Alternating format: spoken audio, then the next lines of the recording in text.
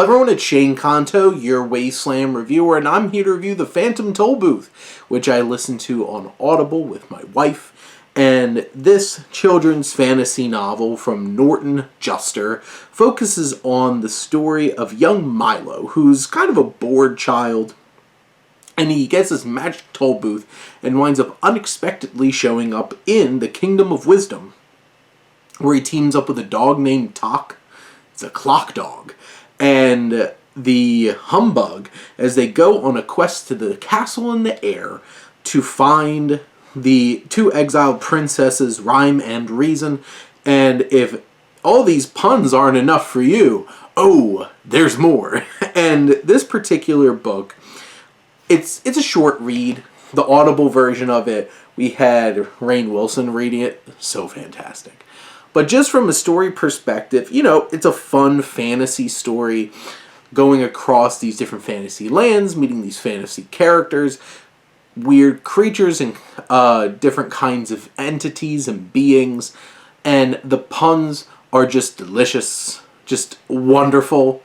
You'll eat good tonight with all the puns that you're going to get from this. You have the Mathemagician.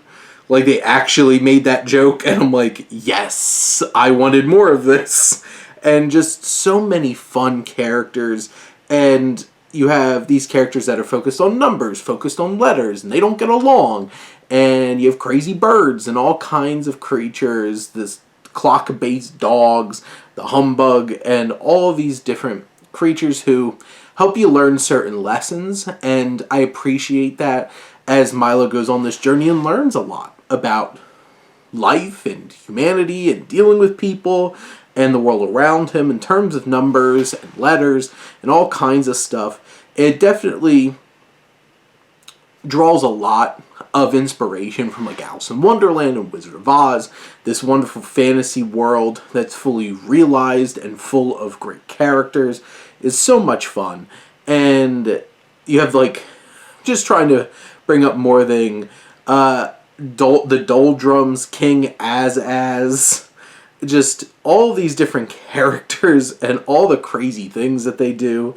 Digitopolis, the Mathemagician mentioned before, and just all these fantastical things. And the Gelatinous Giant, the alliteration is fantastic in this book too. And you know, it's simple. It keeps it simple. It's a kid traveling through a fantasy world with particular MacGuffin and, you know, interacting with all these different kinds of creatures and beings and stuff like that. And this book really focuses on the importance of learning.